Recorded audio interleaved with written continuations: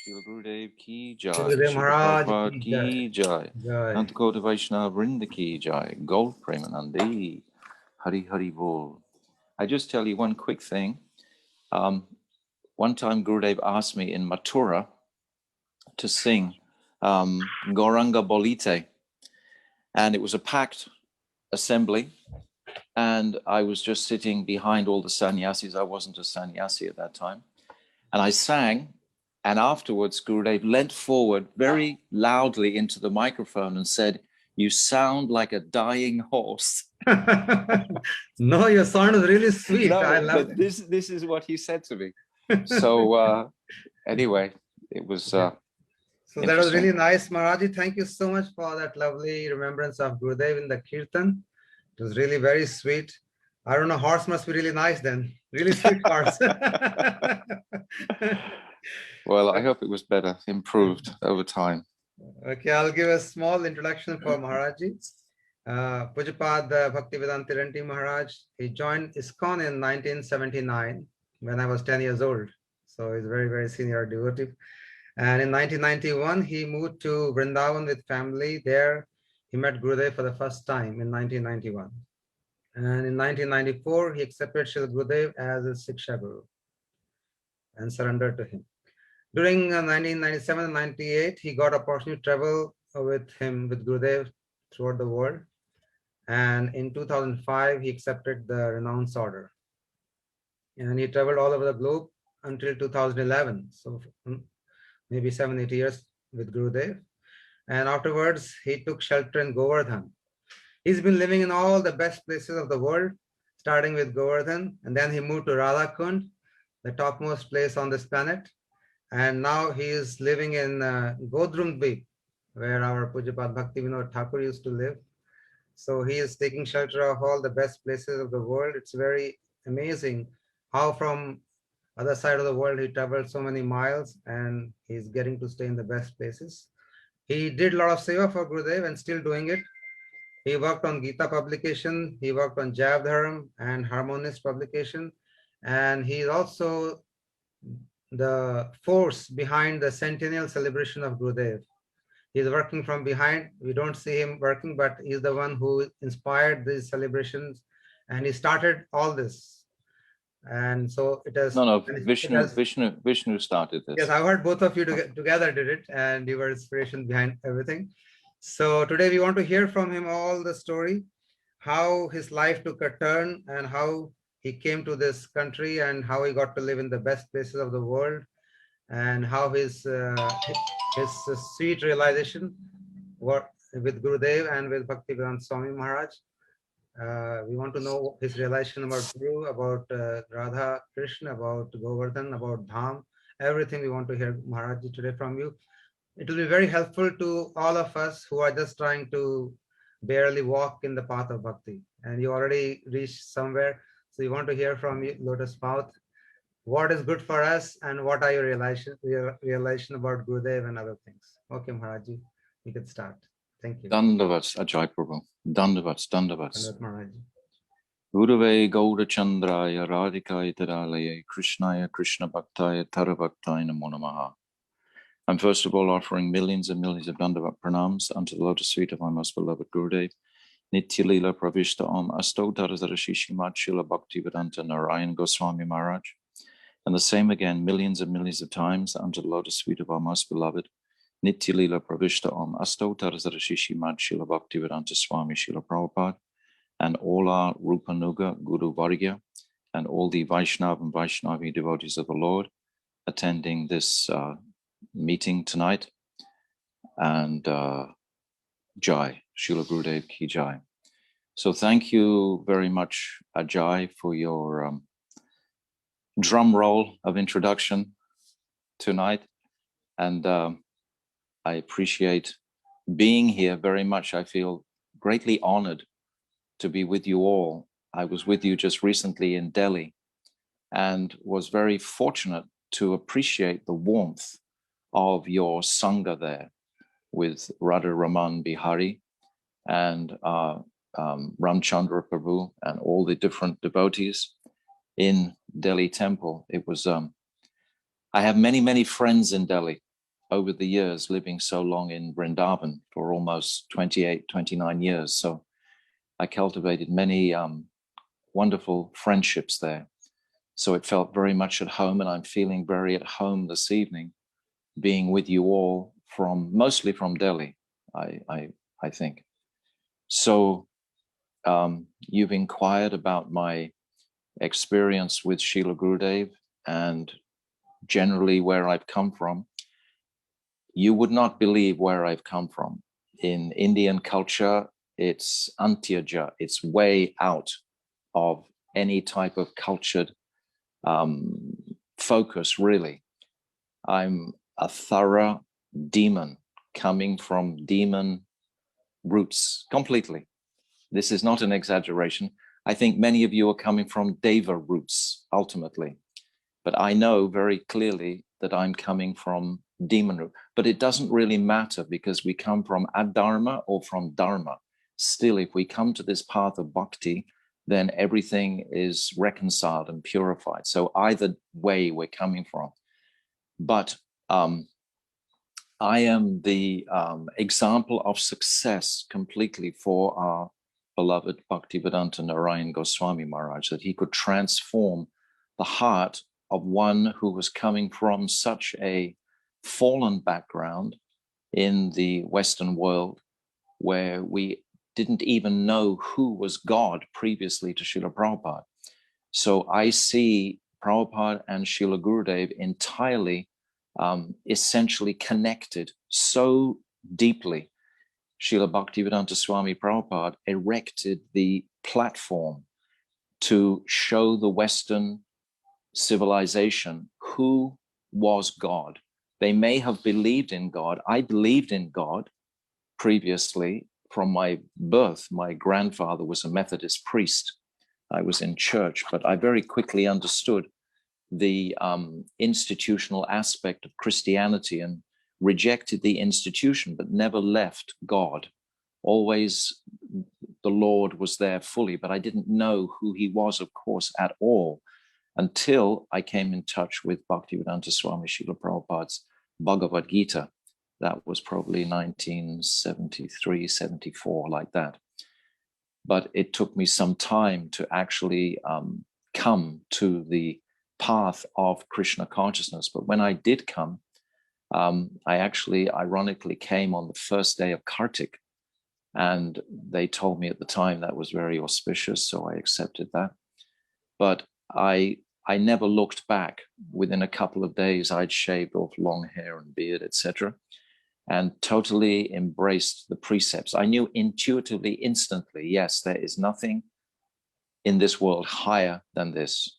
I didn't need to be convinced at all. I was thoroughly there. And just an interesting little point, when I was being preached to the first day in front of beautiful deities, I had been used to sort of speaking my own homespun philosophy.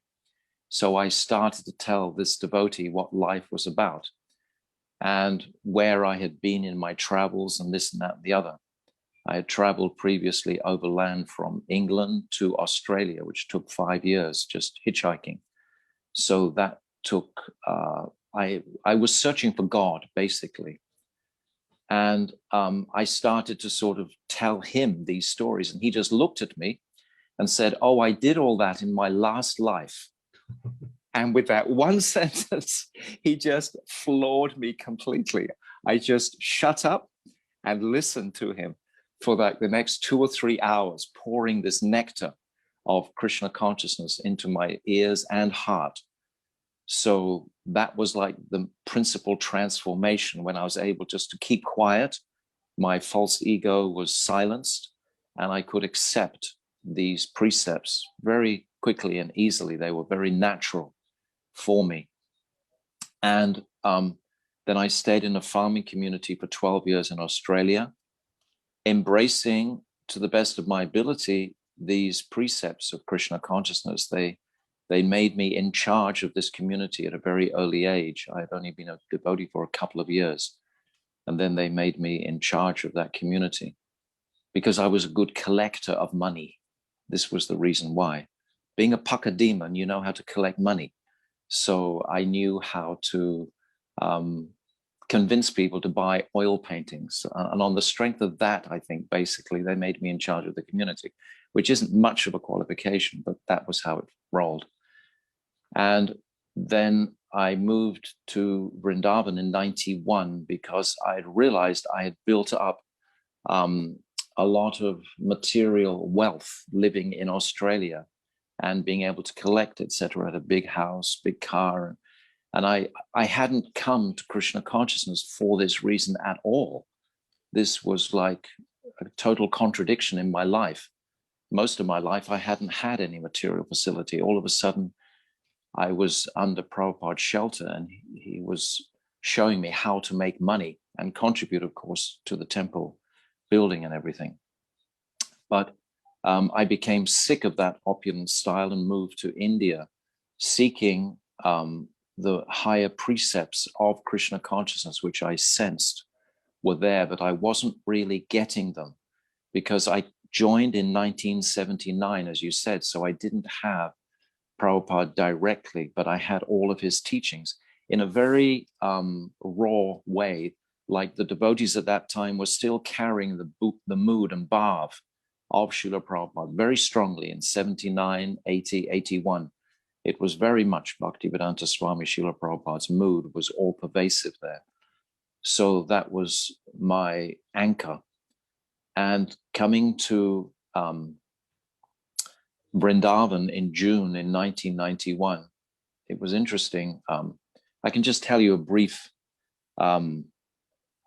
story about my former wife previously, Vaijantimala, who you may be lucky to get on the program one day.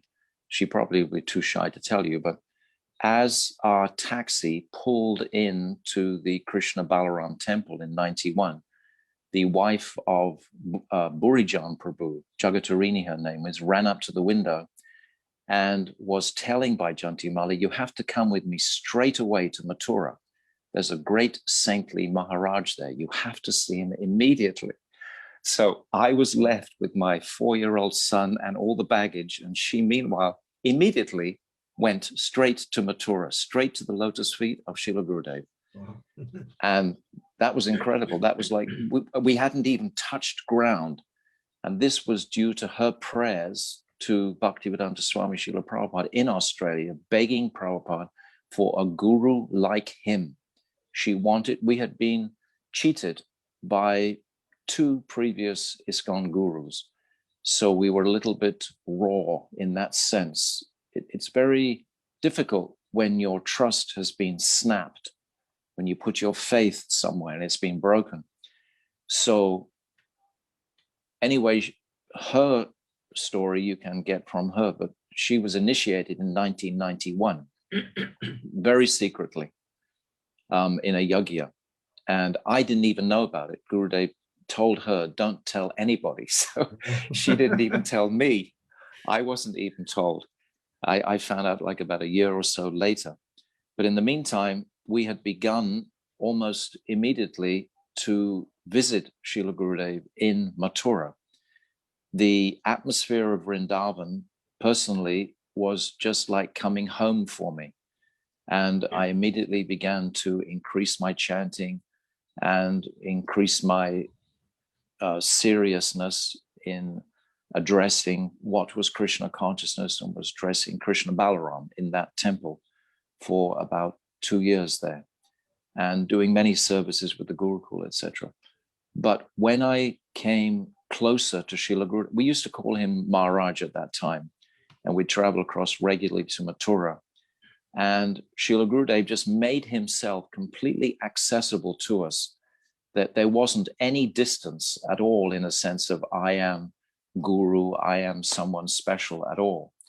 So this was very inspiring, developing just a genuine friendship with Srila Gurudev. He would encourage us in all kinds of very subtle ways of just glancing, etc., showing his acceptance of us, which was special. to feel acknowledged. And Srila Gurudev was always saying to me at that time, oh, you are most qualified, you are most qualified. But I wasn't qualified at all. And then a little while later in 94, I was staying in Vrindakund for 6 months, looking after the deities there, just completely alone. And at that time, I would come to see Gurudev, and it was a different mood then because I was completely alone. I wasn't really so connected with ISKCON, even though the Vrindakund place belongs to ISKCON, but I was asked by them to look after the deity there because the Pujari had broken his leg. So I just lived there alone out 2 miles from Nandagaon. And I would come and see Srila Gurudev, and he would glance at me and talk to me and say, so you're living alone in Vrindavan now? And he would say, this is very good, very good. And he said to me repeatedly, you should just do bhajan in this life. This was the message I personally received from Gurudev again and again and again. He must have told me more than 15, 16 times directly, you should just do bhajan in the. But what does bhajan mean? Of course, he clarified that by often saying bhajan was our preaching, etc. So in 94, I was serving in the Delhi temple after that, and a little dissatisfied in the sense that I couldn't feel the current of what I had understood was Rupa Goswami's teachings. I wasn't being nourished sufficiently. And it was interesting because Brajanath Prabhu, he came to stay with me while I was in the Delhi temple.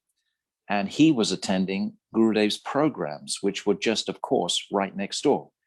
Gurudev would always, he wanted to give his mercy to ISKCON, to his dear friend, Srila Bhaktivedanta Swami Srila Prabhupada. So many times Gurudev would rub right up against the ISKCON people, etc., trying to get, this was after the GBC men had broken with him. In 94, there was a GBC meeting in Mayapur, and they had been told that you cannot go to visit Bhaktivedanta Narayana Maharaj anymore, otherwise you will split our society.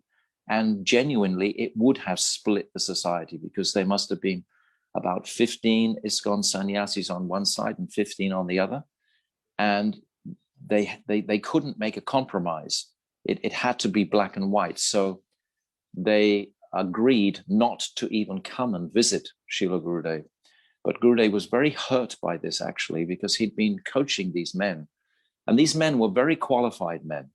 You know, they were intelligent. They were already gurus in the ISKCON institution. They had had association with Prabhupada, and they were very receptive to Gurudev's teachings, particularly of Vilap Kusumanjali, Manashiksha, Jaiva Dharma, Madhurya Kadambini, all these very essential teachings.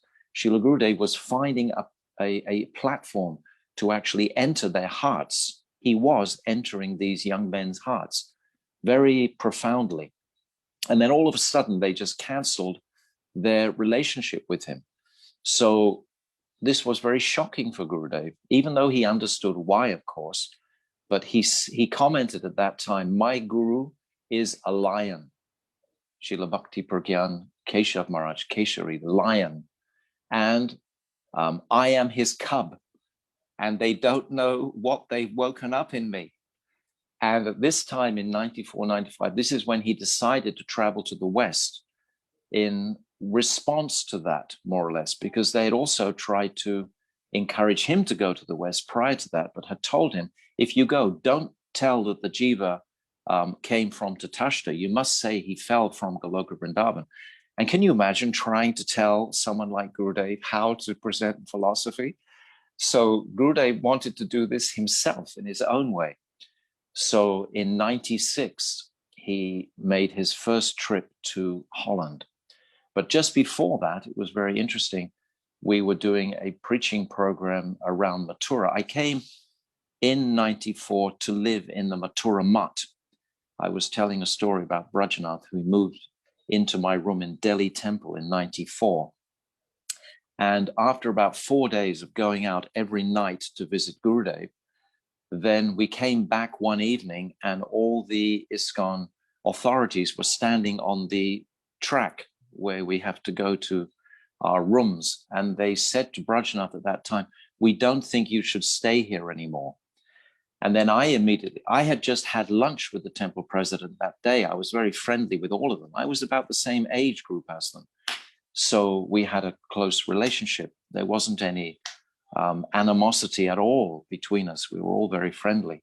Then I just said, well, actually, I'll leave as well then. If you can't host Brajanath, then also you can't host me. So that was like the separation event, so to speak, where I actually officially, you can say, left ISKCON, even though I had, a position and all this sort of thing. But the next morning, we took an ambassador taxi from the ISKCON temple, and we drove straight to Mathura Math. And I moved into the Mathura Math, and I was there for maybe a month. And Srila Gurudev was very wonderful at that time. He arranged for me. I was living in a cupboard. They gave me a cupboard, first of all, to live in. And then Gurudev arranged to have a proper door put on that cupboard and a little walkway to reach it without climbing up the wall, which is what I'd had to do previously. I mean, I had come from the ISKCON camp trying to appreciate where it was like a huge ocean liner, you can say, with thousands and thousands of people and lots of material wealth.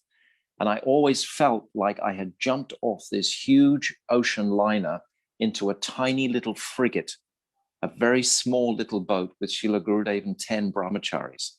So I had left all that behind and just come to Srila Gurudev in Mathura very happily, because I always had the mentality of I must do whatever is the highest interest of the soul. The soul must be pacified and progressive in spiritual life. So I had no problem at all with just shifting over to Mathura and leaving ISKCON at that time. And I didn't return for 2 or 3 years. I didn't even go back into that temple again since then. But we went to a program one time in Kasbagh, close to Mathura. And about 15 of us, we all crushed into a jeep. Gurudev was sitting in the front, Krishnadas, and so many devotees were there, Indian brahmacharis. And I was there with Brajanath Prabhu and Tirtha Prada, 3 Westerners. And we drove to Kasbagh, and it was a big program. And Gurudev, he turned to us 3 Westerners and he asked Brajanath, first of all, do you want to speak? And Brajanath said, no, no, no. Then he asked Tirtha Prada, do you want to speak? And he said, no. And then he asked me, and I said, oh, yes, because I'd been speaking regularly in ISKCON. So I sort of jumped up enthusiastically and began speaking. And at one point, it was like a miracle took place. I forgot a verse. I was chanting this verse, Krishna Varnam Tvisa Krishnam Sangopangasta Prastam Yagya Sankirtanam Priye. And then I just couldn't get the last line, Yajanti Shamadisha.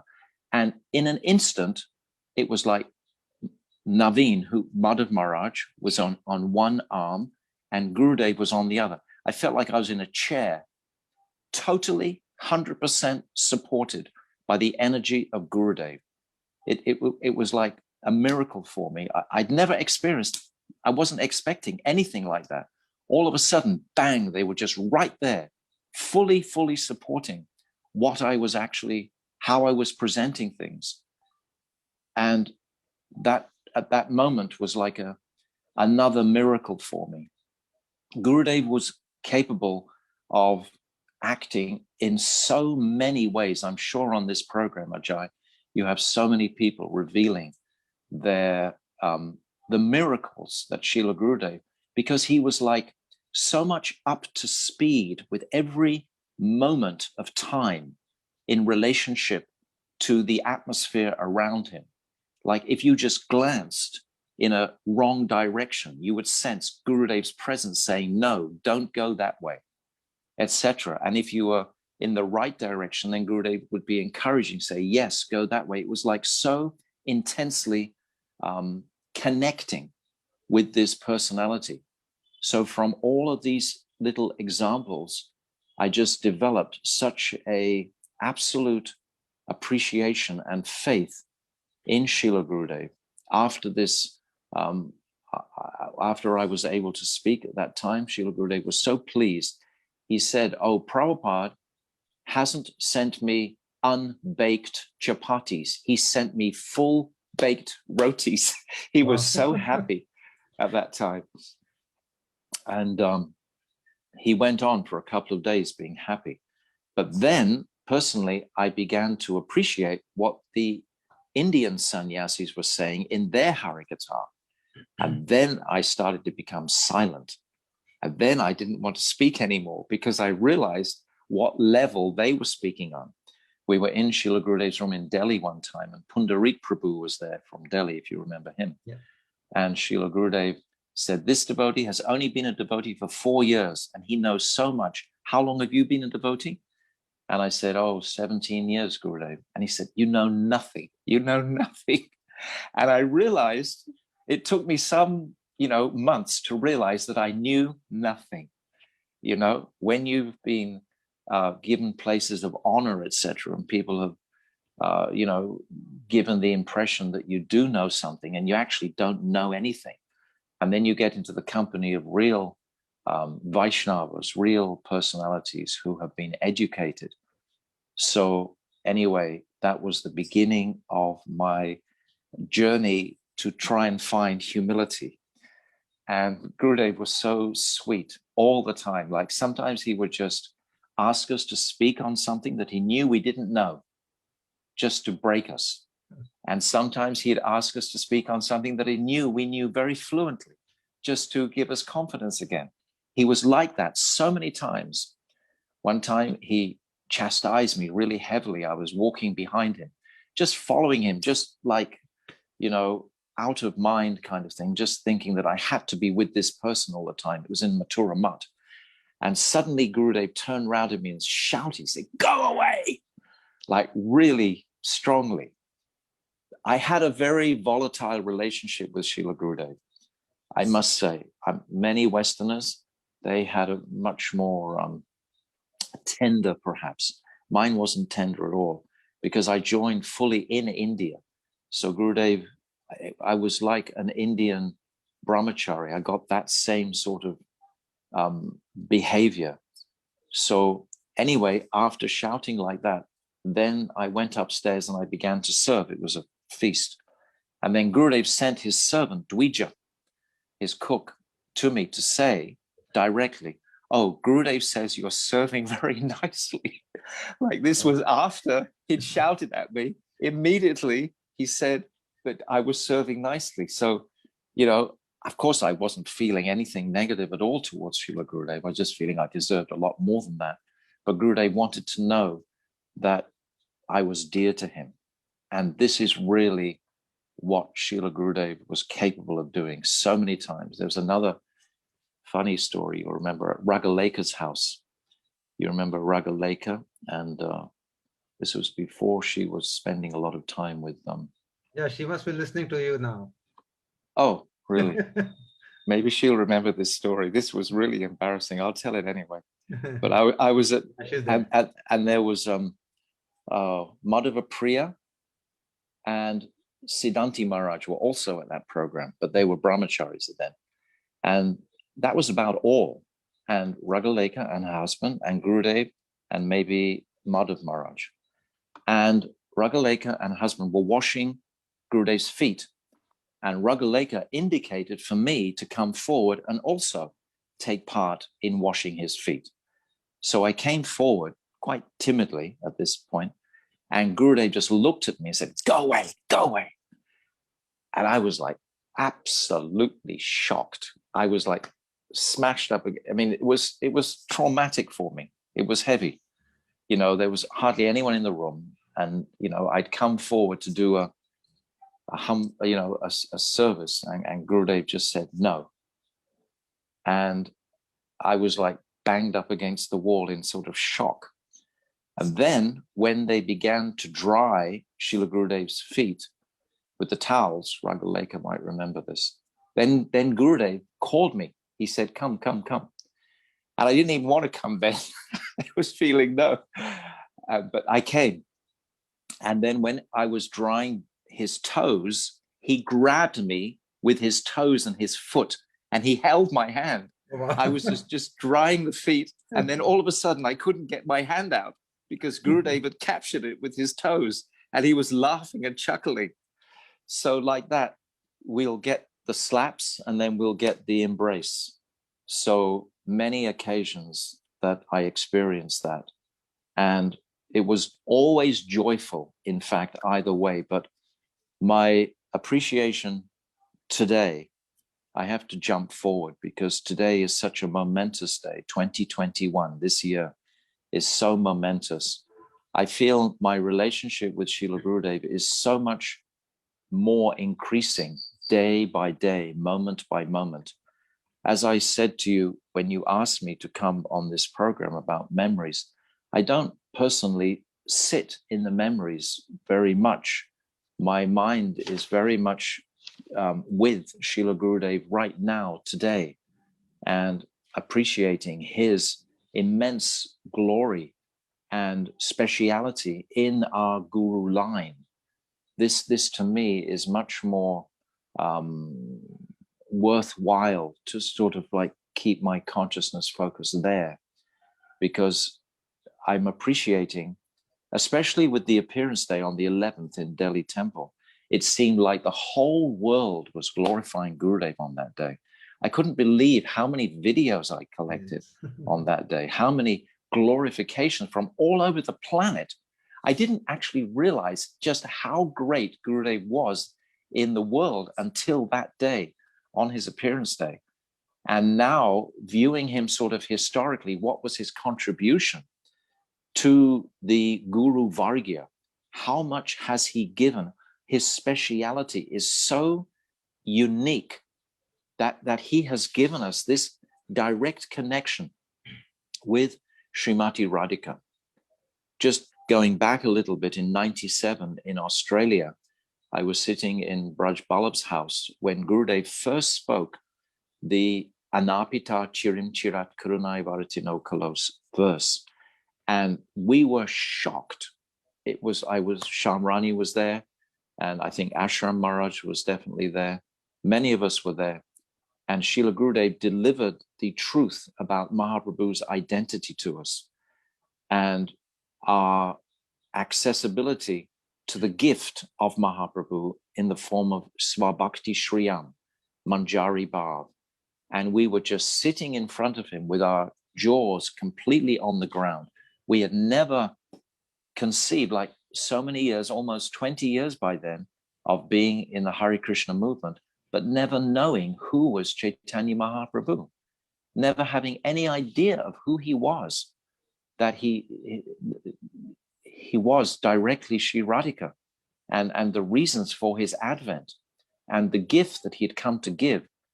And during that time, we actually made one publication called Sprinkles, and that became the Pinnacles of Devotion later on. And we all worked together on that at that time, that publication. But that was like for me personally, that was like a threshold again of going over a boundary of consciousness. This is how I felt it with Gurudev all the time. We were just going over these boundaries of consciousness that first of all, coming from ISKCON, etc., and just constantly moving, progressing. And even today, it's exactly the same. Today, it's no different.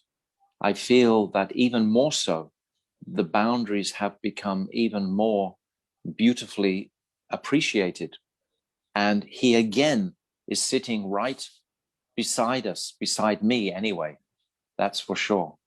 And Bhaktivedanta Swami Srila Prabhupada also, because without Swami Maharaj, without Bhaktivedanta Swami, Gurudev could not have given the teachings that he gave unless we knew who God was, unless we knew he was the Supreme Personality of Godhead, he couldn't give us Radhika. It wouldn't be possible to give us that. Gurudev said so many times, your Prabhupada has come to tell you that Prabhupada is the Supreme Personality of Godhead, and I've come to tell you that he's not. So like these appreciations and realizations that they were just coming again and again and again. They were coming so thickly, so fast. I think I must have been with Srila Gurudev for almost 20 years. And there was never a moment, there was never a day when we didn't cross some type of boundary of consciousness, some type of new realization. It was absolutely bursting with realize. Gurudev wouldn't stop. He was like so intense. He was like just moving. He knew in hindsight, we didn't know how he was moving, but now today we can reflect and see how he was crafting his mission, how he was performing this service to Sri Radhika, directly to Sri Radhika. This is Radhika's movement, this Gaudiya Vaishnavas. We are from Sri Radhika. She is that personality who is the Shakti within this current of our Guru Vargya. And Srila Gurudev was crafting and he's still crafting that. It's definitely not we might think, oh, the energy of the Sangha has depleted or something, but that's just external. What is going on in the hearts of so many of Srila Gurudev's followers today? I think this is what your program, Ajay, can really bring out. You know, like the real core heart of Gurudev's. Like you told me when I was coming on, don't speak the philosophy too much. And then I was thinking, well, what else am I going to speak about? That's all I know, really. But I understand now that there's a different mood that actually we can offer to Srila Maharaj, Gurudev's. we've been doing this program for like 3 months. Every day we're hearing so beautiful stories from different bhakts. And you said, boundaries of consciousness. We are amazed by how Gurudev interacted with people in so many different ways. Like he's crafted everybody's life so beautifully, like expert, you know, like somebody is good in something, he'll make it even better. We've been hearing everyday news stories, so amazing. Initially, Vijay Prabhu started this program and nobody knew how long it will continue, but it is going on and on. And till Gurudev wants, maybe a whole year probably. It must go on for the whole year. Yes. So it's really interesting. Yeah. Even now he's crafting all of us. Some of the speakers 6 months later, you should invite back again, that you feel have sort of contributed to the welfare of everyone else and have been inspirational then, because again, it will be new. It can never be the same. Yes. Naveen Krishna, this is the nature of spiritual progress. And we are so fortunate to have had this current in our lives, because many times now, like ISKCON Mayapur is just across the river from where I am. The ISKCON devotees, they come and I speak to them. And I realize that they can't really catch what I'm saying because they never had darshan of such an immense personality. We have got such a treasure, such an amazing gift that we need to cultivate. The principal cultivation actually, as Gurudev said to me so many times, is our own personal bhajan. Without that, what is our preaching? Our preaching is just, you know, empty if our own practice is not growing each day. Love itself it has to be ecstatic. It's not static. It has to be something that's, and this is what Gurudev, his potency tremendously was so filled, overflowing with affection for the conditioned souls. It just takes my breath away when I consider his immense compassion on me personally, as well as all the other souls who came to him. Because this is our life. He is our everything. There is nothing else beyond this most. And I don't even know the beginnings of his glories. I'm just feeling now, I'm considering like Gorpanim is just around the corner. So I'm creating a sort of a calendar right now, but I'm seeing the flow coming from Ramanuja, Madhvacharya, all the different appearance days. And then we had Advaitacharya, Nityananda Trayodasi. And now we've got Ishvara Puri, and then we've got Shivji, and then we've got even Madhavendra Puri 2 days before Gorpanim. So who are all these personalities? I've been blessed to do many parikramas here in Bengal, to go to all these holy places, these Sripads. And there's so much mercy and kripa there to appreciate our line. You know, how are the waves in our line moving from Madhavendra Puri to Ishvara Puri to Mahaprabhu to Rupa Goswami, and then the second wave, Srinivasacharya, Narottam, etc., connected by Vrindavan Das Thakur and Krishnadas Kaviraj. And then where does Gurudev fit in these waves, this current that is flowing originally from, in a sense, from Madhavendra Puri, and then, of course, Sachinanda and Gaurahari, and then Rupa Goswami. But where is what all of them want to give this teaching that Srila Gurudev has really raised the flag on. Bhaktivinoda Thakur did, but he didn't do it so externally. He did it in his books, but he wasn't speaking the way Srila Gurudev. Bhaktisiddhanta Saraswati certainly didn't externalize it in the same way. He made the platform for us to have a safe place to be. And then Srila Bhakti Bharan Keshav Maharaj, he established Radha Vinod Bihari. He did many overt exhibitions of this Rag Marg in the world. And then Prabhupada, he couldn't do that. His great contribution was to bring the Westerners, the meat eaters, the Malechas from that world to this place. And that in itself is an amazing miracle, bringing those fallen Westerners to actually really pray on their knees to Radha and Krishna and weep for them. This is a complete miracle. So he performed that. But Srila Gurudev, he's raising the flag even higher now. Now he's giving the reality of Mahaprabhu's mission, of Mahaprabhu's gifts. And he didn't cut any jungles, as we know, very little. He wasn't, I can remember once being in Florida, in Miami, and Barack Obama was in the ground floor of the place where we were. We were in one apartment on about the 7th or 8th floor, and Barack Obama was in the ground floor, and the devotees came to Gurudev and said, "Do you want to come and meet Barack Obama? He said that he'll meet you." And Gurudev said, "No." He said, "If he wants to meet me, he can come and see me." Very right. Gurudev wasn't on that role. He wasn't looking to change the external like Bhaktivedanta Swami Prabhupada was. It was a different mission. He wanted to make a real lasting impression on the Jiva's lives for posterity, for 4 or 5 lifetimes on from here. His contributions are monumental. We can't even begin. I haven't touched on anything this evening, Ajay. Talking to you now, I realize that this personality is so, incredibly astonishing. Maharaj, if you want to know, you lived in so many astonishing places, like you lived in Govardhan, then in Radhakund. Not many devotees get to live in Radhakund, like especially, I think, Bhaktivedanta Muni Maharaj, he's staying there. And he said in his own, when he talked, that Gurudev said it's a very high place and you can only go there by the mercy of Radharani. Nobody else can go and stay in Radhakund. So can you say what was your inspiration and motive, what moved you to move? It was Gurudev. It was Gurudev giving me the confidence that I could do like that. If I hadn't met Gurudev, I would have been intimidated by the teachings of Bhaktisiddhanta Saraswati, who put so much parameters on traveling into Rag Marg.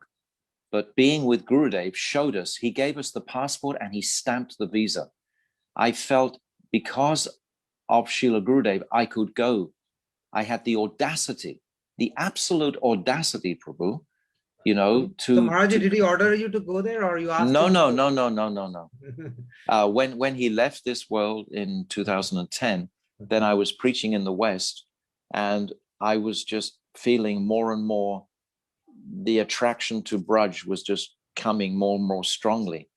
And I just reading Rupa Goswami, Tannama Rupa Charita Adi, etc. That why am I in this Western world just picking up pratishta from preaching to so many people? I wasn't, because Gurudev gives us the danda, he told us, so that he can beat the pratishta out of us with the danda that he gives us. So Gurudev was no longer present to do that directly.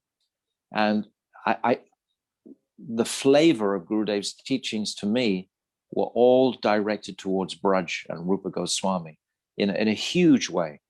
So I just felt inspired, and I asked Gurudev in my heart, can I come back now? And he said yes. And he arranged a place for me right next to the Mat in Govardhan, a very nice place. I didn't want to live in the Mat in the institutional aspect of it. I was more comfortable. I was a little older. I wasn't quite ready to run the same way as you have to in the Mat life at that time. And then from there, I was visiting Radhakund all the time. And I was actually forced to go there because the house I was living in was being knocked down, basically. So I just, and that was where I was spending all my time. But I was appreciating the power, the absolute phenomenal power of that place, Radhakund. So, you know, I just went there, and I was able, Radharani tolerated me for 2 years. But then after that, the most important thing happened, that I came here, because we can't really access that land through the mercy of Sachinandan Gaurahari. He is the ticket really to transcendence. And it was directly Srila Gaurkishoras Babaji Maharaj who I felt told me in my heart, now you can stay here. And that very day he said that, then, you know, a very nice facility was provided for me and everything was arranged. I didn't actually do anything. I just was following that energy more or less. I wasn't making the decision, I felt.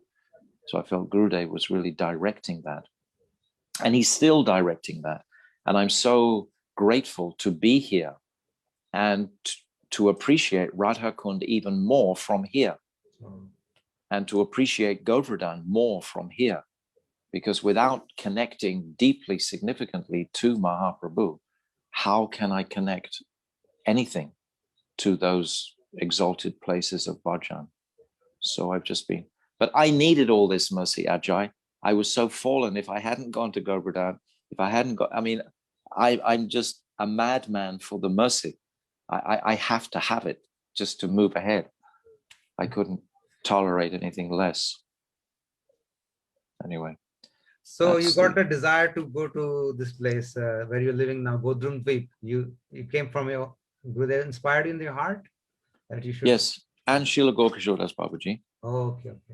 Very much I was praying to him. And then Gurudev, without Gurudev, I can't do anything, Ajay. You know, I really know that. Like that bhajan that I sang, you know, at the beginning, it's like, you know, I know that I'm helpless without Gurudev's arranging for whatever transpires, you know. Okay, Maharaja, we also want to listen about the Centennial planning which you did. How did it all came about with Vishnu Prabhu? There you did some meeting in Mayapur. Navadvip, yes, in Navadvip. So how you got all inspiration and how your plans were? Well, as soon as Vishnu Prabhu mentioned the importance of the Centennial celebrations, just instantly, I appreciated what he was saying. Absolutely. And I was just wanting to give my entire energy and effort to support in any way I could possibly do his Centennial celebration, because Gurudev has to be set on the public stage now. Because when he was preaching in the world, there were many Gaudiya groups even who weren't supportive of the way he was speaking. So his eminence and his glories have to be established like they are being done now. Like we have the postage stamp even. We have so many external exhibitions of glorification of Srila Gurudev now, that those people who were hesitant previously are really coming now to appreciate who was this personality. And they're listening more to his preachings and his gifts that he gave. So this Centennial is the opportunity for us to really establish Gurudev in the public domain. You know, he wasn't there entirely previously. He was to some degree, but you know, many ISKCON leaders and groups and so on are really acknowledging Srila Gurudev now more and more and more. So this is what the Centennial is about for me as much as anything, is putting Gurudev where he should be placed, in the most high exalted place, you know, in our Guru line, to know the speciality of his gifts that he left for posterity.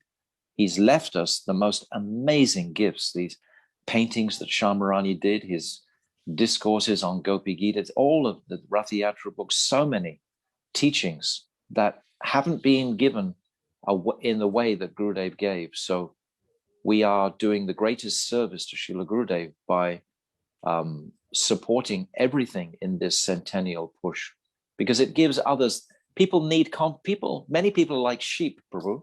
They'll just follow, you know, where the general sort of consensus is going. And then, you know, there's that element there. So when more and more and more, it gets quicker, bigger and bigger and bigger, like a snowball. And this will happen, I think, in 2021. I genuinely think that Gurudev will explode on the world stage in 2021 by his own arrangement. It's all being done by him. He's it's doing amazing. Absolutely. Yeah, he hasn't stopped. He hasn't stopped. Like when we started last year, we were thinking how the Centennial celebration is going to come up, because it was COVID.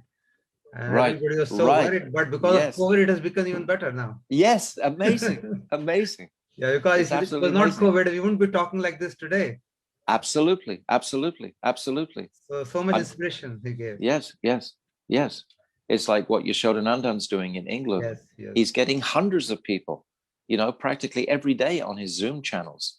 Yes. And Gurudev's glories are just plummeting all over the world. They're just roaring. They really are. I think by Kartik this year, and you shouldn't stop this program, Prabhu. You should keep up, take inspiration from Yashodanandan, and don't. Yes, that's what Vijay Prabhu has been telling us, that we will continue it as long as it goes, as long as Gurudev wants, and as long as people want to speak, and then we can repeat again. We can invite second time. Why not?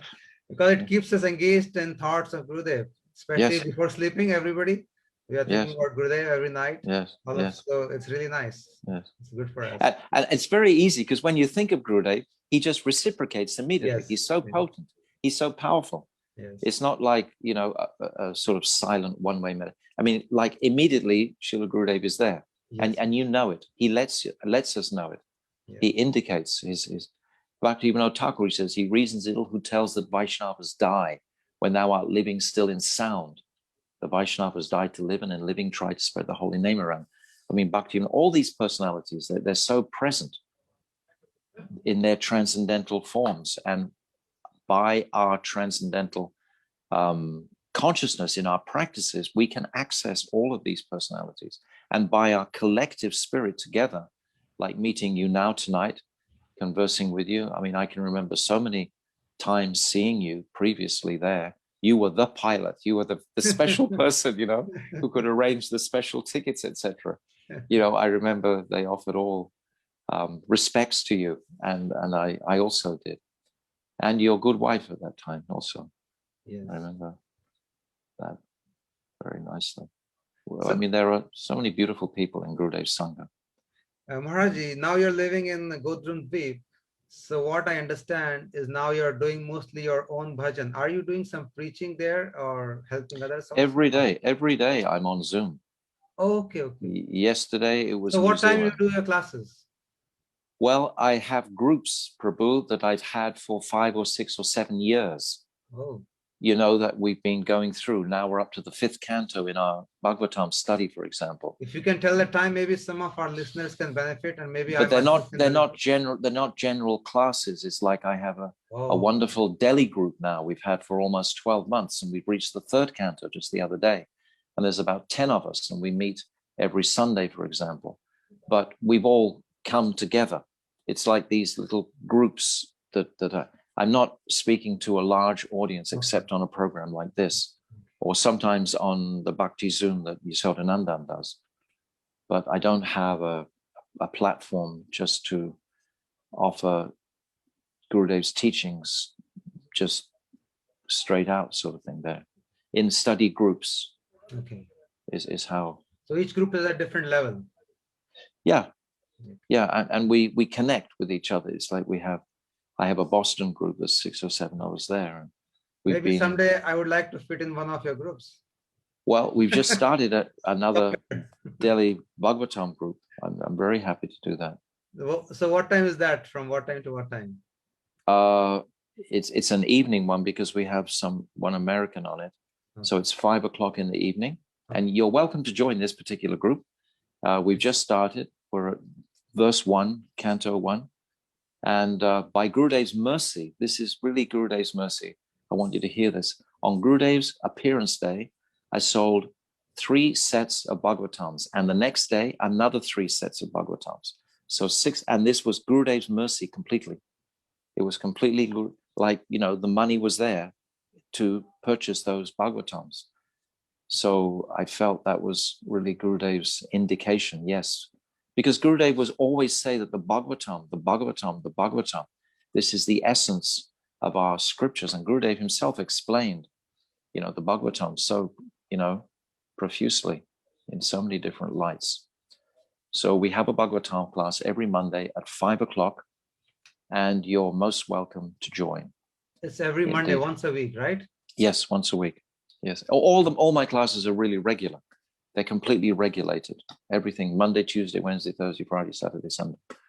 And I either have 1 or 2 classes on every single day. So I'm doing that with your question, as well as connecting with the holy places of Bengal and visiting regularly. Once a week, we go to Ramkeli, or the birthplace, I said the other day, of Ishwara Puripad, or the house of Raghunath Das, or the place of Nityananda Prabhu, all of these different, and we're mapping them, trying to make them more accessible for the devotees to come when they come to this land. Because I feel that when you go to someone's home like Shivananda Sain or Kavi Kanpur, they reciprocate with you because you went to their home, you took the trouble to go. We even went to the place of Krishna's Kaviraj, and we had to trundle over such a rough road for about an hour and a half.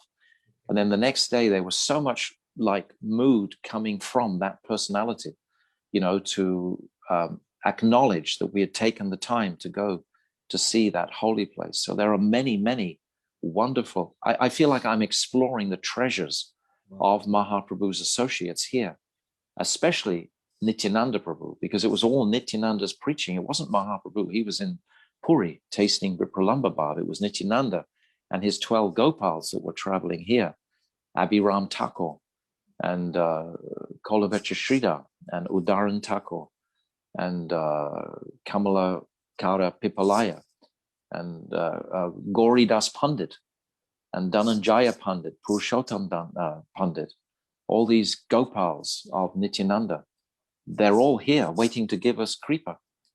And now I'm working with some people who know Bengali very well, and we're trying to translate more of those little books that have never been translated into English or Hindi. And they're just sitting in dusty cupboards in many of these places. And these teachings have to come out to inspire the devotees to this land of Gauradam, because it's described in the Bhagavatam that actually this Gauradam is on the increase now, and Vrindavan Dham is going to become covered. It's already covered by so much materialism, but actually that's the covering. But here, this is very fresh, and it needs to be explored and to be reestablished, its truths. And Srila Gurudev is that monumental person who has spoken all these truths in all of his Gaura Harikatha, so much of it. On the there's a question from one of our listeners. They want to know, is the 5 p.m. Monday class accessible for everyone? No, not really. Because the way, I have to tell you, the way I conduct classes isn't me speaking, it's you speaking. You have to read the chapter during the week, and then you present that chapter in about 6 or 7 minutes. So if we have more than 7 or 8 or 9 people on the call, and each have to make their presentations, it's like my Delhi group. I think we have 9 people or 8 people, and we're racing. You ask any of them, they're on this call tonight. You know, they're all like, it's really intense making their delivery every week because we're all trying to get it in, you know, before, and that's a 2-hour class. You know, we give ourselves 2 hours, and then I get a little bit of time at the end just to say something or in between. But that's how the class is on your effort. You have to do it. I'm not just speaking. Why should I speak? You have to do the study. That's it's for a you unique way of doing classes. I've never heard this one. Well, they're all becoming expert speakers, Ajay. They're all off. They can. If you listen to them speak now, I mean, I'm astonished.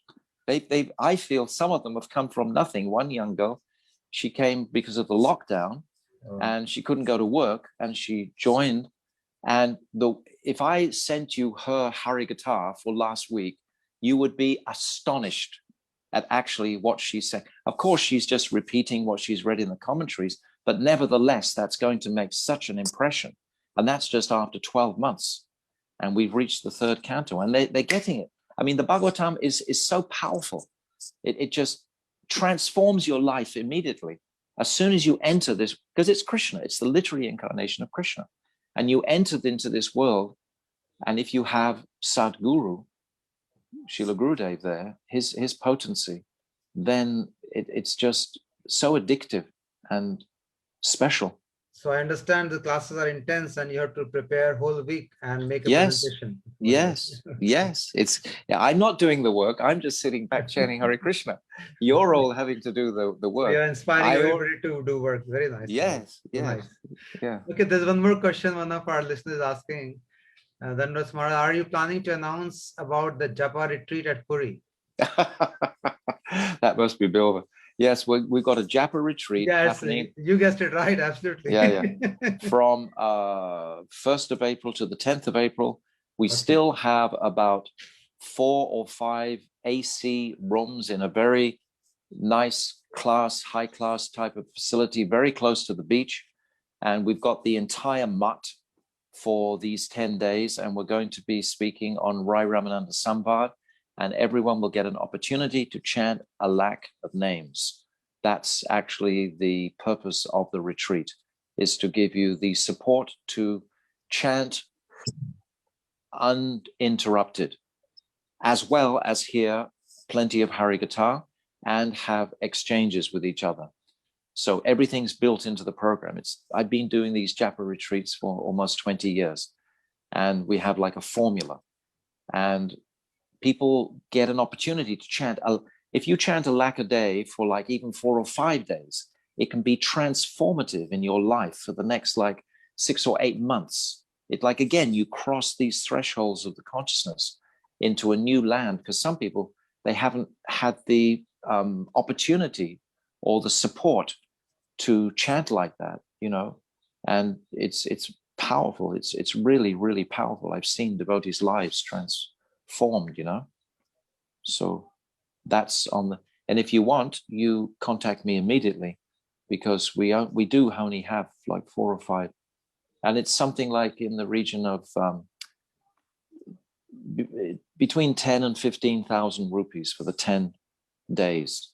It's a fancy facility, AC rooms and everything. It's very comfortable. So anyway. Okay, so I'd like to repeat what you announced. From 1st April to 10th April, Maharaj is doing Japa retreat at Puri and doing Raya Ramanan Samvad, and also giving opportunity to do 1 lakh Harinam every day and increase your consciousness and break the boundaries, as he's saying, and explore and get into it, exploratory mood. So anybody who's interested can contact Maharaj immediately. Only few seats are there, and it's 10 to 15,000 for 10 days. Yes. Okay. Yeah. Maharaj, anything else you want to say about Gurudeva? Otherwise, I'm so grateful for being here with you all tonight. Maharaj. Yeah. Hare Krishna, Maharaj. I'm sorry to interrupt you. Maharaj, for the last 10 years after Srila Gurudeva, say about 2010, some of the devotees, most of the devotees, they were feeling left out. There was some negativity also. Unfortunately, this again 2021, Gurudev's the centennial year, I can see, and you can also feel, there's a positivity amongst the devotees. Devotees are coming forward. They are inspired. Do you have any plan, or Gurudev is giving some inspiration how his movement should be taken forward, and how each one of the devotee, Gurudev's disciples, they are the most important, how each one of the devotee can be engaged in this movement?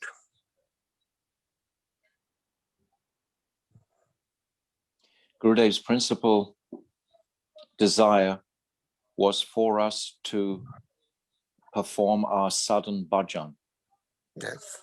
The externals of temples, etc., I know for a fact was never on the front burner for him. He did most of his preaching in Mathura in homes. And in the whole of the world, he was mostly going to people's homes. That was where he was preaching. And he erected the big temples for our prikramas in Govardhan and in Navadvip. And his main focus was on encouraging the devotees deeper into the Shastra, because that's where the satisfaction of the heart for every living entity it lies. That's the place we want to come to. We can get distracted by large groups doing different things. I've never felt that was Srila Gurudev's focus personally. Gurudev's focus was to transform individuals' hearts. And that can only take place if we, the speakers or the preachers, are transforming their own hearts. You know, if our focus is to make lots of disciples and lots of temples and like that, that's not my focus personally. I'm not talking about, Maharaj, I'm not talking about building big temples or collecting so many people or money and anything. No. Already the milk is there. And Gurudev also said, and Prabhupada also said, boiling the milk. So this energy, whatever the energy is already available, Gurudev has given his disciples as the jewels. So how these disciples who are again encouraged, so after December 2021, if there can be a platform where each one of the disciple of the Gurudev can be engaged more in a better way, so that the Gurudev's movement, Gurudev's mission, but Gurudev has come to give, can be. But the truth, Radhanath Prabhu, is that the individual has to come to the decision himself. We can't legislate on what individuals should do. They have to individually supersoul within the heart of those languishing followers, perhaps. They have to themselves, take the action.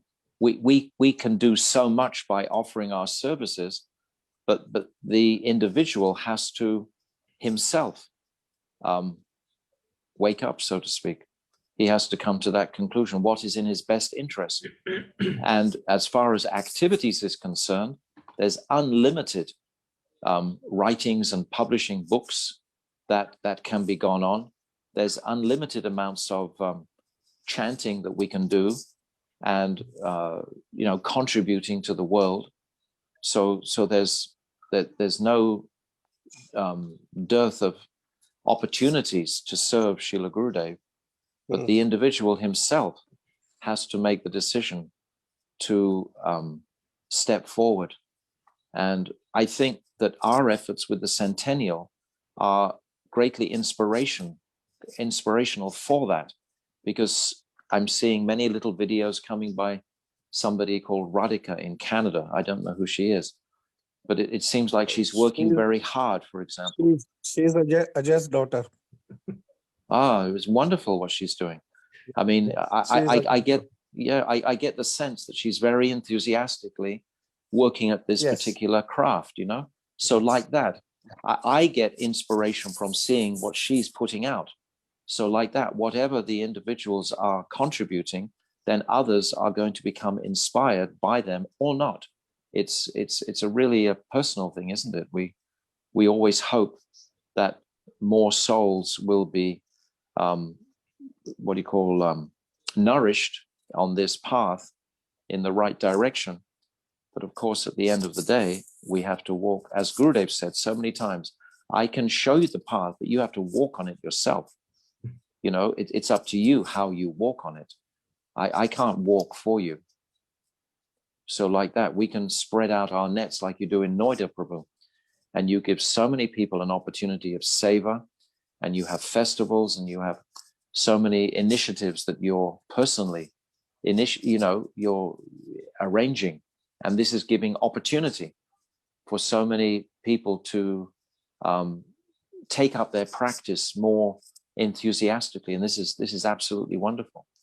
This is I think what Radhanath Prabhu's main concern is that right now we all are so charged up and energized about listening to Gurudev. How do we continue it after this year? Like, this is Centennial year, so everybody's charged up and energized. But I think the bare minimum what all of us can do is the Centennial team is sharing 2 lectures every day morning. Yes. Just listen to those 2 lectures very carefully and do our Harinam while listening to those lectures. And those time you'll finish your Harinam also, maybe more than 16 you'll finish easily. And you will know about Gurudev every day, you're in touch with him. This is bare minimum what all of us disciples can do, even after, like, we can continue to keep doing it forever, actually. And you should keep doing this show, Ajay. You should keep, if the lockdown finishes, and there shouldn't be any reason to stop these Zoom, because they're so accessible. Yes. I mean, we can access the whole world through this Zoom. We can have 50 countries at a time on these Zooms. Yes, we will try to continue it, Maharaj, as long as it is possible, as long Gurudev wants. My intention and all of our team's intention is to continue with it as long as it goes. We're not going to stop it, on our own. No. So that's what we want. But this bare minimum, like where you don't have to go out of your house, you don't have to pay any money, you don't have to do anything, just listen to Gurudev lectures and do your Harinam. That's the bare minimum all of us can do, I think. And wait for the mercy to. Okay, Maharaji, I was very impressed by your talk today, and we are so much inspired, and we got to know a little bit of your personality, how explorer you are from a very beginning. And I've noted a few points, very important points, which you spoke. You started with talking from where you're coming from, which I totally disagree with you in the very beginning. You're just being humble. No, I'm not. You're born of a priest family. No. It's not. You're all God-living family. No. Let me clarify this. I have to clarify this. That grandfather of mine was a Methodist priest, and I just tell you the truth. When his wife left her body, my grandfather was in the cinema with another married woman. I'm talking about where I'm coming from. You don't, in India, understand. He was an 80-year-old man, and he was having a relationship with a 40-year-old woman, and he was a Methodist priest. What sort of hypocrisy is that? I got an idea of God, but what was the package that it was in? I mean, the Western world is so much more fallen than so many of you can even imagine what we're growing up in. That's why it's such a miracle that we're actually here. It's an even greater miracle if you knew the real truth. Anyway, I feel obliged to tell you the truth on that one. Okay, Maharaj, you've been really very, very honest and truthful. And you were in the priest family, and it's amazing how Gurudev pulled you here and how you're living Godrum Dweep of all places. It is. I'm amazed. I'm amazed. I'm waiting every single day for Radharani to say, out. You shouldn't be here. What I can understand from this is anybody, even if he knows nothing, if you just desire, and Gurudev is always there to help you. That's what I can understand from it. Very the good. Desire has to come from us, like you just said. Gurudev is not going to walk for us. He's going to help us. But the desire seed will come from our heart. And if we have desire, he's there to help. He'll come running to us and help. Such a current Yes. will come from him, his So side. this is your experience and a little bit of my experience also, that if the desire comes, then he's running to help all of us. Yes, yes. You Beautiful, talked about Ajahn. Gita. We have had so many guests on our program whose lives have been changed by Prabhupada's Gita. Like other day, we had a devotee from Vancouver, Raghubir Das. He said he bought a Gita, and after 23 years, he saw that Gita, and then it changed his life. Yeah. So we are hearing amazing stories about this Gita, which Prabhupada wrote. And even in my life also, it came first. And that's how everything started. Even I think Radhanath Prabhu's also, he started with ISKCON. So most of us, we see this Gita is helping us so much. And Absolutely. it is like a doorway into bhakti for most of us. Absolutely. And, but without Srila Gurudeva at the tail end of that, Gita takes us to Sharanagati. How would we continue? yes. I mean, this is the essential, this is the crest jewel of Gurudev's teachings, that he's taking us beyond this. He's taking, and this is what he's doing for posterity for the next 10,000 years. This is what he's giving. He's giving the next place. So what I understood from what you spoke is all this Guru Parampara, all this set of Gurudevs, set of like Akhand Guru Tattva, all of them are working in different aspects of our life. Like somebody's giving us a start, somebody's pushing a little bit thereafter, and somebody's taking us to the pinnacle. Like our own Gurudev, he is taking us to the highest bhav of Mahaprabhu and Radharani. So what I can understand from what you spoke is they're all working as a team to help us. Yes. They're all working together. Absolutely. Yes. This is why when we see their Guru Nishtha, like just now we had Srila Bhakti Puran Keshav Maharaj's appearance day, and we had Bhakti Siddhanta Saraswati yesterday, and a lot of people were commenting in the different classes that I was with on the Guru Nishtha between all of these personalities. It's that Guru Nishtha, that's the connecting current. So that exactly what you're saying now, because that Guru Nishtha is like one, they are all one. It's all one current, like an electric current, so to speak, coming down from Mahaprabhu, actually originating from Madhavendra Puri. That current was bestowed upon him. He's the Prem Ankur, he's the seed. Ishwara Puri is like the sapling, and Mahaprabhu is like the full-grown trees. It actually has its roots right back there. Of course, the empowerment of Mahaprabhu was the principle there. I'm also amazed how these tithis are coming. First, our Gurudev Tithi came, then Param Gurudev, then Bhakti Saraswati Thakur. So you're going in the parampara in a sequential way, like all this February month. I'm making a calendar just now, a wheel for people to look at. Anyway, I'll do it first, and then I'll share it with you. But it'll be very inspiring for you. And one more thing I gathered from what you spoke is your exploratory nature. Like you explored the world from England to Australia, you traveled so much, and even now you're exploring. You're uncovering new layers of bhakti and bhav, which you spoke. Like every day you're telling you're doing it. So this is how I think we all aspire to be of the exploratory nature in Bhajan Rajya also, that we are seeing something new every day, new inspiration, new bhav, new thoughts. Ajay, I think that comes from chanting. Yes. You know, I took this chanting very seriously from 91, and I didn't stop, 6 or 7 hours a day chanting. And the power of that chanting gives you that, like, sits you on the edge, so to speak, all the time. You just don't drop down, so to speak, and you get addicted to that state of consciousness. But it's the power. I mean, Hari Nam, and this is the answer to Radhanath's question also. Radhanath Prabhu, when he was, it's the Hari Nam. I mean, you just mentioned 16 rounds. 16 actually is like, not really significant. It's not really enough it's enough to keep you out of Maya, but it's not enough to take you forward. Not really. It's not, it doesn't take you to a grave place of consciousness. It's enough to maintain. And you should aspire in your heart that whenever you have the time and opportunity, then you should immediately, like, come to Puri, for example, if you can. And no, I'm just saying that as a joke. But, whenever you can increase that, because 16 is not really, it's not going to give you the gift. I totally agree with you. And today you're giving a sort of key to everybody, all the listeners, that if you want to increase your anubhav or experience, the key, as Maharaj is saying, is very important. He's saying 16 will keep you away from Maya. And if you want to unearth, if you want to open up new doors, then you have to go at 1 lakh minimum, right, Maharaj? Yes, correct. I tried this 2 days when I was in Canada because I had nothing to do. Not that I was inspired or anything, but I had nothing to do, and I thought, why not just do Harinam then? And you are absolutely right. I could also get some, bhavs and feelings. 32 or 40 is also very respectable, because it means that you're taking your sadhana seriously. If you're going to do 32 or 40 rounds a day, it means you're a serious devotee. So you get serious kripa reciprocating to you. It's as simple as that.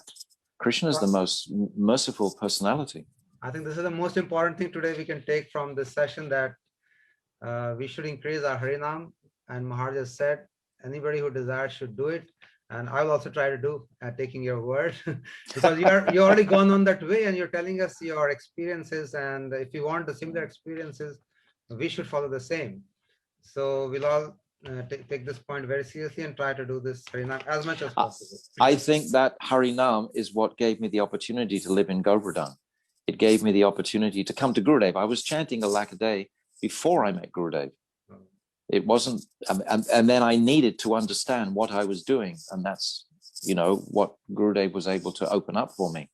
But then going to those holy places was on the back of Harinam. I'm convinced. And you also spoke about how Gurudev called you when you came to Vrindavan. I mean, you didn't even touch the land and you straight away, you got a call from Gurudev. So that shows how much how much pull he had for you, or you had for him, or you both have had for each other. that first one was my former wife. Oh yeah. And but then I came afterwards. Yes. Oh yes, very soon. Just afterwards, yeah. It was very wonderful. And one more thing you said, and which I take it very seriously, because Gurudev never talks very lightly. Whatever he spoke has a lot of meaning, and it had a lot of weight. So Gurudev told you that you are most qualified. So I really take it very, very seriously what he said. No, he was saying that because I didn't feel qualified. It wasn't that I was qualified. He was saying that to give me some confidence when I suddenly realized how qualified everybody else was. No. The actual truth was that he was trying to give me confidence, where my confidence had taken a sort of a step back, because I saw how erudite all the others were.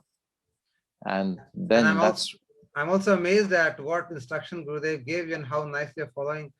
He just said, do bhajan in this life, which is such a strong statement. If somebody can do this, I mean, if I can follow this, I'll be very happy. If just do bhajan in this life, one sentence, and if you can just follow, our life will change totally.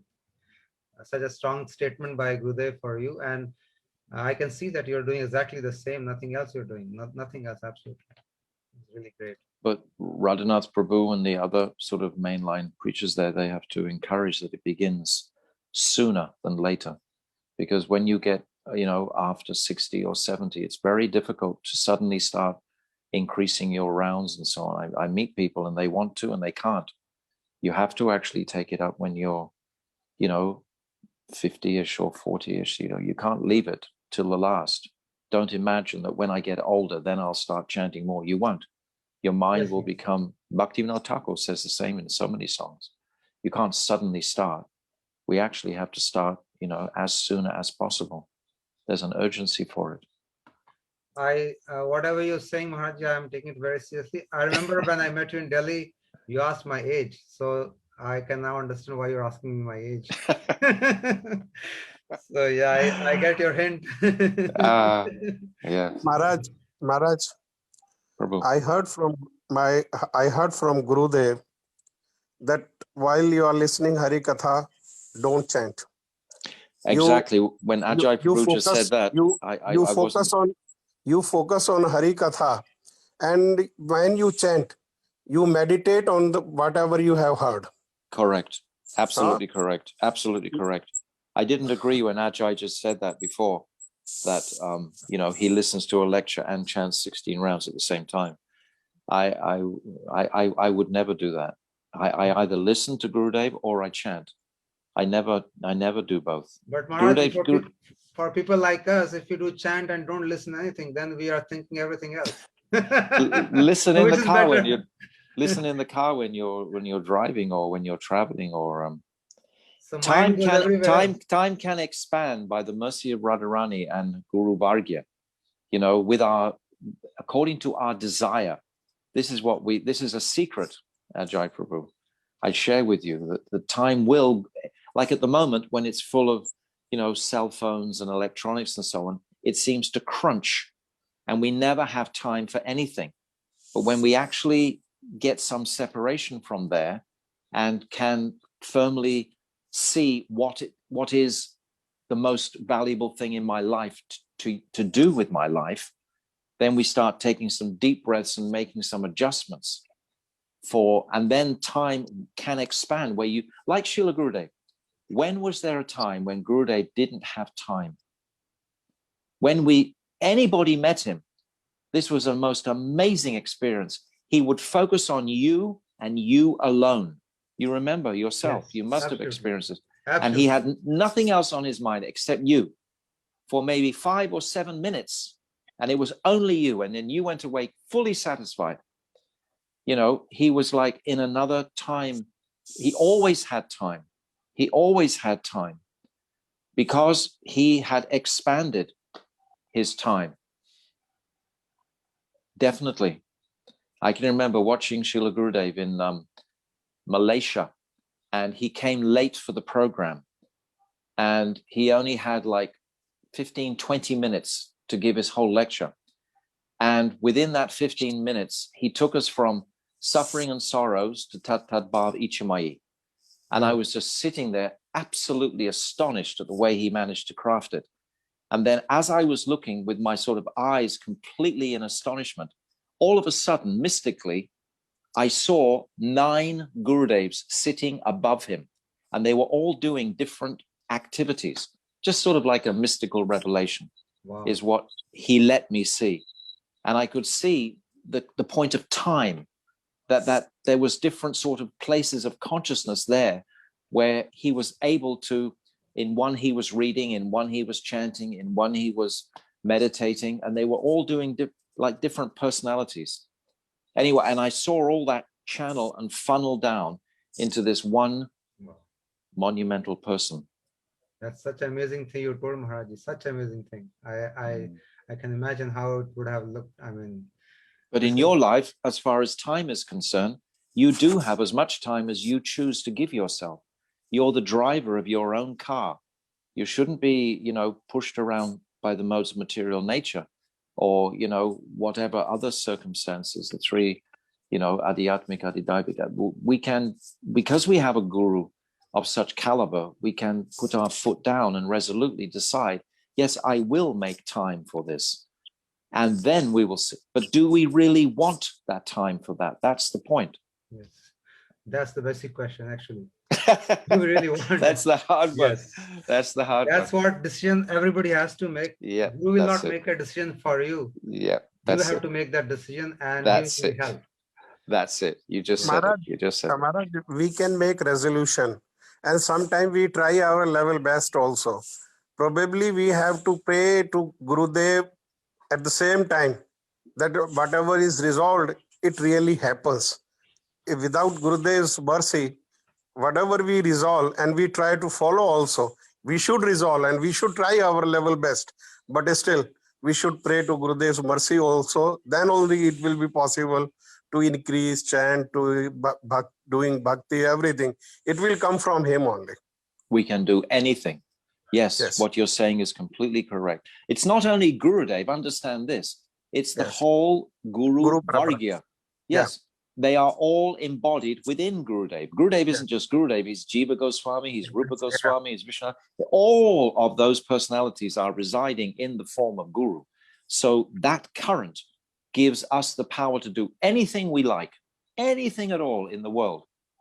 And that can be dangerous if you're not sharp and absolutely clear, because you do get potent. And we've seen, sannyasis who can develop a great potency, but then this insidious enemy of pride can actually come in. Just like Lord Brahma. What's the first thing he prayed for, Prabhu, before the Chatushloki was given to him? Please don't let me think I'm the supreme controller. When I get this potency, when this potency starts to manifest and I realize I can do anything, then, you know, this how many times a day did Srila Gurudev say, Trinadapi Sunichina? I mean, that was his call card. At least 3 or 4 times every single day, practically. Srila Gurudev in a morning class, on a walk, on an afternoon, anything. He would always, always, always be giving the I remember once in Radhakund, maybe probably one early in the mid-90s, we went to Radhakund, and of course there's always opposition to Gurudev and the red cloth. Yeah. And we were sitting in the Radha Damodar Gaudiya Mutt, and Srila Gurudev called us all close. There must have been about 40 or 50 of us, something like that. And he says, now I'm going to give you your Siddha Pranali. I thought, wow, what's this? What is coming up now? And then Gurudev leant forward and said, Trinadapi Sunichena, Tarodapi Suhishana, Amanina Manadina, Kirtanya Sadahari. This is the Siddha Pranali that he gave us. So,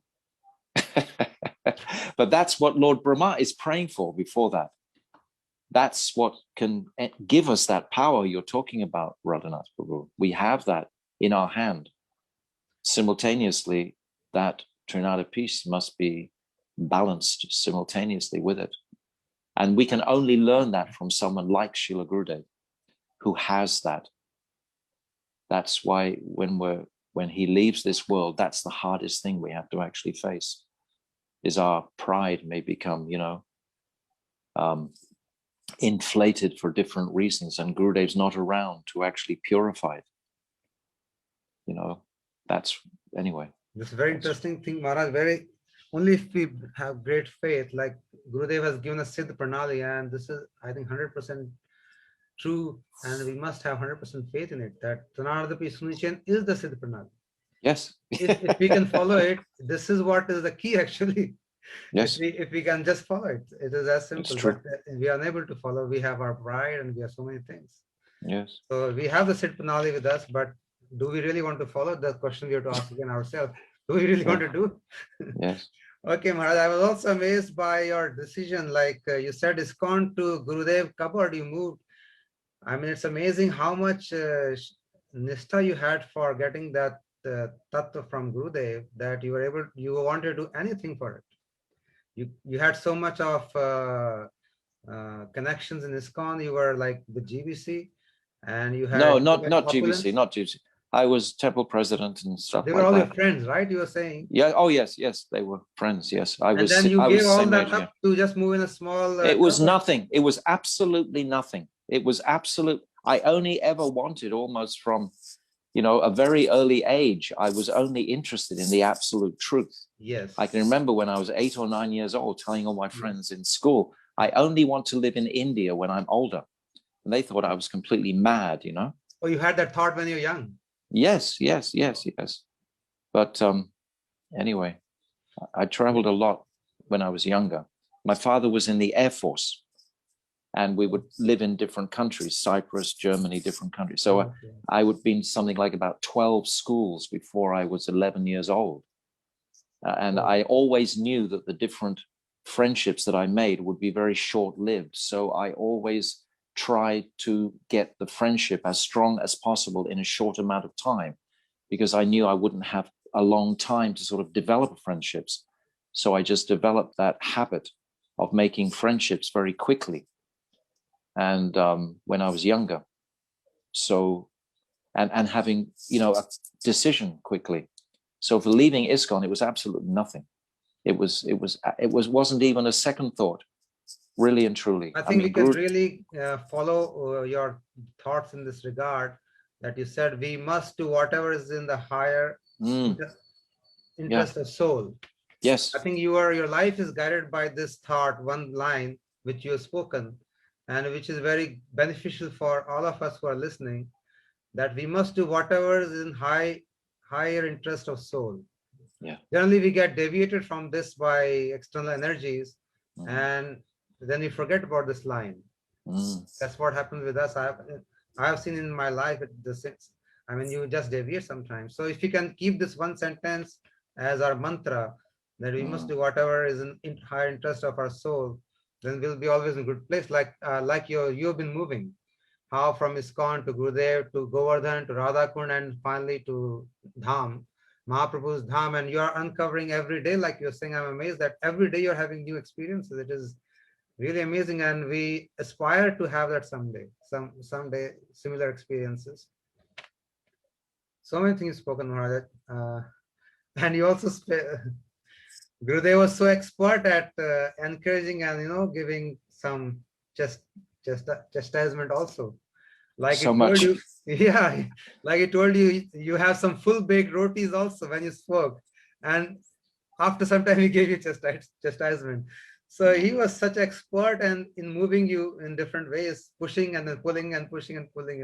One amazing experience. I just interrupt you for a second. I just thought of something. Was working with Srila Gurudev. Yes. I mean, actually, there was a time in Govardhan when we had the Goramandal Prikrama there. We didn't come to Navadvip that year, and we were making a lot of sannyasis. There was about 6 or 8 sannyasis to be made, and they all needed dandas. So because I lived there in Braj, Gurudev wanted me to get the bamboo sticks for him, and I couldn't get them in Govardhan. I was searching everywhere, and Gurudev was asking me like 2 or 3 times a day, did you get the sticks? Did you get? And I felt that we were both working completely together to try to secure these bamboo sticks. And it was such an amazing experience working with Gurudev. He was so enthusiastic. Well, have you tried this market? Perhaps you should go to Varshana. They have a market there. You might get some thinner bamboos there. And in the end, we just got the fat ones. And in the end, he said, don't bother, that they can get their dandas when they get to Navadvip. But that experience of working very closely in a very intimate sort of, that was one of the most beautiful experiences, actually. And on Jivadharma also similarly, working directly with Gurudev to get that book published, that was just so beautiful. He wanted that book, Jivadharma, so much. And, I was responsible for sort of compiling it and doing the touches, finishing it. That must be a long time back, I think. Yeah, 96, 97 perhaps. Yeah, because he stressed, I think it must be the first book which it came out from him, probably. I'm not sure. No, we did the Bhagavad-Gita first. Okay. That was, we started that about 95 perhaps. And then it took us 3 years to do that book. Because Maharaji always stressed so much on Jap Dharma. He himself read it so many times. Yes. And I remember I got my Jap Dharma signed from him in the beginning when he came to our house. So he had a signature on one of my Jap Dharmas. Beautiful. Yes, yeah. He was so excited when that English version came down. He raced up the stairs into the temple room, offered it straight to his Gurudev, sat down with a small table and started speaking the glories of Jivadharma. And he was so, but he had done it because every single day he'd go for his morning walk and I'd be sitting at the bottom of the tourist stairs and I'd meet him for about 3 or 4 minutes and he'd ask me, has the proofs come down from Delhi? Is the computer working okay? Did this editor finish the work? Did this one? And he wanted to know all the details. This was for about 3 weeks, every single day. We were, relating on it. And he was so on it. He was completely on it. It was like his publication. He was responsible for that book being published completely. Because if there was any problem, he immediately, would get another editor or, allot money for that computer or this or that, or he wouldn't let any problem stand in the way. Wow. It's amazing. And another very interesting thing you said, talked about was Maharaj's playful nature. And I really liked it, how he held your hand in his toes. So good. That was deep though. That was sweet. Yeah, he would play with so many, but he wouldn't play with everybody. He would play with only people who were very intimate to him. Like I think few days back, Vichitri did he also describe very something like this. Like, he said Nanga Baba, and like those. So he would play with various disciples who were very close to him. It's really interesting. He took us out of the box, Ajay. Yes. Whatever. Exactly what he's saying, Maharaj, out of the box. I mean, nobody would expect he would do such a thing, and then he would do and smile. And you also said you had a very volatile relationship. So can you elaborate a little bit more about the volatility you had with him? I mean, there was one time. Yes. This is confident. Anyway, I'll tell you. But there was one time when Gurudev was wearing a mask. And when he first started wearing a mask, living in Mathura, and he sent Dwija out to look for someone to bring a bench, a sitting bench, to put beside his bed so that people wouldn't overcrowd his bed, so that he could sit with some sort of barrier type thing. So I said, oh, I'll bring it. Even though he'd asked for a brahmachari, but I was in white. And I said, I'll bring it. So I brought this bench in and I put it down in front of Gurudev. And Gurudev said really irritatedly, not there, take it further back. So I took it further back. And he said, not there, bring it further closer. So I took it closer. Not there, take it further back. So I took it, but very intensely. Then I took it back. And then, not there, bring it closer. And I promise you, I was going backwards and forwards with this bench. And then I just thought, what's going on here? And I just put the bench down and looked at him, and then Gurudev just said, nonsense, bogus, go. Anyway, that was that particular, he wanted complete submission. Whether I did like that for 10 hours would indicate my nishta to him. But I think I lasted probably about 4 or 5 minutes, just going backwards and forwards. And then some sort of Yes. So he wanted to surrender, no questions asked, just keep doing what he's saying. Yes, exactly. That was it. But I didn't succeed. So he had so many ways to test your wisdom. You would never imagine that he would be doing that. I know. Just in the instant. Yes, he would make you ways. Just in the very, and then he was so loving. I can remember being in a lift with him in Singapore, and I put on a little bit of weight because we'd been eating so much of all the different feasts, and I was feeling a bit heavy. And Gurudev looked at me in the lift and said, oh, you have become very strong. And I was thinking, yes, I've got too much weight on. And then Gurudev leant forward and said, I want to be like that too. It was just so comforting. Yes. That particular remark, at the time. It was very sweet. There was another time I was sitting in the back of a car in an ambassador. We just come out of a program from the Govinda Mandir in Vrindavan. And Brajanatha told me that I had to travel back to Mathura with him. So I moved right across to the window for Gurudev to get in to sit beside me.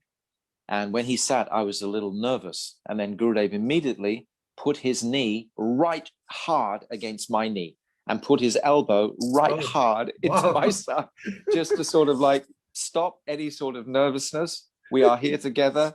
We're going to travel for a while. Let's just settle down, Maharaji, this is what we wanted to hear from you. You're telling us now. I have to expect it from you. It's getting late now. Yeah. So this is so sweet. Yes. There was one other time, I'll tell you one very funny story. Yeah. We were coming back from the Jamuna, and we had all the parikrama were there. We've actually got photographs of this, believe it or not. One girl photographed it. And Gurudev had his hand on my shoulder, and we're walking back from the Jamuna. And sometimes previously, there were these gutters that would come into the Jamuna, black gutters, yes. And they would have a little flimsy bridge going across it, just nailed together, a few bamboo pieces going across. Yes. Oh my God, we came to this, what's Gurudev going to do now? And Gurudev just held tighter onto my shoulder and started walking on the bridge. Where was I supposed to walk? I went straight through the gutter. I just lifted up my dhoti and walked straight through the gutter. And Gurudev was he didn't say anything. He didn't say anything at all. I just walked through the gutter, and then he just carried on walking. We didn't communicate it. Yeah, but I felt that was... You saw you're totally surrendered. You will not say anything this time. No, I just kept on walking. Yeah. So nice, Maharaji. Really, really very, very sweet. If you can remember more of such things, I'll be very happy to hear more. Another time. It's getting so late now. It's so late now for me. Okay, Maharaji. I had so many things written down, but I would say one thing at least which I liked the most. And I think you can write a book on this statement which you made, that you are uncovering boundaries of consciousness. This is such a beautiful statement by you, progressing in unlimited ways. It's coming every day, new boundaries of consciousness. By Nam, all by Harinam. Yes. And that's what pleases Gurudev. because he sees the seriousness of the practitioner when we take that. And what else is there in life? What else is the object of our existence? Money will always come. I often sing a song, you know, I've been poor and I've been rich, and I can't remember which was which. Oh. Really and truly, money is not ever in my whole life has never. I've been begging on the streets in San Francisco before, and all different really compromised places with nothing at all.